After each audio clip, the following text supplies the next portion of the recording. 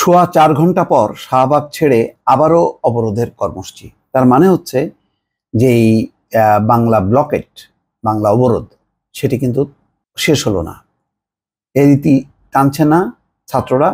তারা মানে টোকেন কর্মসূচি বা একটা নির্দিষ্ট সময়ে তারা এই আন্দোলন চালাবে। একটা আন্দোলন করছে, তারপরে ছেড়ে দিচ্ছে আবার কালকে থেকে। এখন আমি মনে করছি যেভাবে আন্দোলন দিনকে দিন চাঙ্গা হচ্ছে, সারা দেশের ছাত্ররা যেভাবে ইনভলভ হয়ে যাচ্ছে, এর পরিণতি কি? বাংলাদেশে আমরা সবাই জানি যে প্রধানমন্ত্রী ছাড়া কোনো সমাধান হয় না। সেই প্রধানমন্ত্রী কালকে চলে যাচ্ছেন চীন সফরে, রাষ্ট্রীয় চীন সফরে।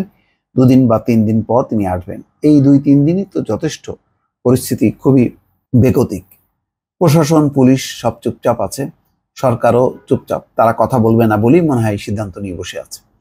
বরং তারা এর মধ্যে সমাধানের বদলে খোঁজার চেষ্টা করছে এর মধ্যে বিএনপি জামাতের কোনো ভূত আছে কিনা। সেই ভূত তারা খুঁজে বেড়াচ্ছে। হয়তো পরে বলবে যে এই আন্দোলনের ভেতরে ঢুকে পড়েছে এই শিবির ছাত্রদল এবং এর উদ্দেশ্য হচ্ছে নাশকতা, এভাবে বলার চেষ্টা করবে। এটা 2018 সালেও তারা বলেছে, কিন্তু লাভ হয়নি। কিন্তু সবচেয়ে বড় কথা হলো যে এই আন্দোলনের ফলে কিন্তু জনজীবনে এক ধরনের স্থবিরতা, এক ধরনের ভোগান্তি বেড়েছে। আজকে সপ্তাহের শুরুর দিনে এটা প্রচণ্ড গতি পেয়েছে এবং এর মাত্রাটা কাল পরশু আরো বাড়বে।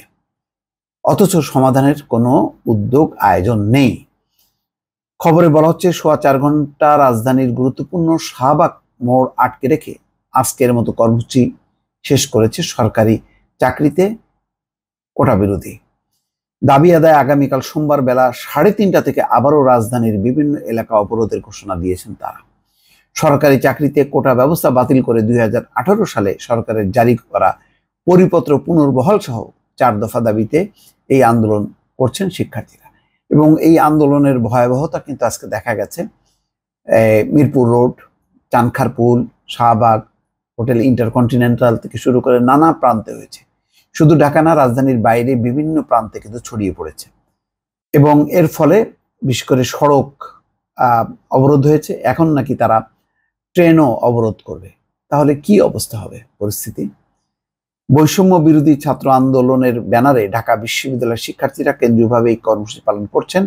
তাদের ডাকে সাড়া দিয়ে ঢাকা সহ সারা দেশের শিক্ষা প্রতিষ্ঠানের শিক্ষার্থীরা মিছিল, সমাবেশ ও সড়ক অবরোধ করছেন। শাহবাগে আজ রোববার বিকেল 4টার পর অবরোধ শুরু হলেও এর কয়েক ঘন্টা আগে সায়েন্স ল্যাব মোড়ে অবস্থান নেন এই আন্দোলনের সঙ্গে একাত্ম হওয়া ঢাকা কলেজের শিক্ষার্থীরা। আর বিকেল 4টার পর শাহবাগের আন্দোলনকারীদের সঙ্গে মিল রেখে চানখারপুল, নীলক্ষেত, তাঁতীবাজার, শেরেবাংলা নগর সহ ঢাকার বেশ কয়েকটি এলাকায় সড়ক অবরোধ করেন শিক্ষার্থীরা। এতে ঢাকার মেয়র মোহাম্মদ হানিফ ফ্লাইওভার সহ ঢাকার গুরুত্বপূর্ণ অনেক সড়ক দিয়ে যান চলাচল বন্ধ হয়ে যায়। তার মানে আভ্যন্তরীণ রুটগুলো যেমন যানবাহন চলাচল বন্ধ হয়ে যাবে, তেমনি এক জেলা থেকে আরেক জেলা যে মহাসড়কগুলো সেগুলো বন্ধ হয়ে যাবে। তো এইরকম অবস্থায় মানুষের ভোগান্তি বাড়ছে, কষ্ট বাড়ছে, যন্ত্রণা বাড়ছে, অথচ সরকার এই নিরসনের কোনো উদ্যোগ আয়োজন নিচ্ছে না। কেন জানি প্রশ্ন, রহস্য যে এই আন্দোলন তো কোনো সরকার বিরোধী আন্দোলন না। এই আন্দোলন নিতান্তই রুটি রুজি পেশা, অর্থাৎ আমি চাকরি পাবো, এটা তো সার্বজনীন, এখানে কোনো রাজনীতি নেই। তারপরেও কেন সরকার এটা ঠেলে দিল এইরকম আন্দোলনের পথে শিক্ষার্থীদের? আমি এটা বুঝতে পারছি না এবং আমার কাছে একটা বিরাট একটা রহস্য মনে হচ্ছে। সরকার কি এই ধরনের আন্দোলন চাপিয়ে দিয়ে অন্য কোনো ফায়দা তুলতে চাচ্ছে? এটা আমার মনের মধ্যে বারবার প্রশ্ন আসছে। দর্শক ভালো থাকবেন, আল্লাহ হাফেজ।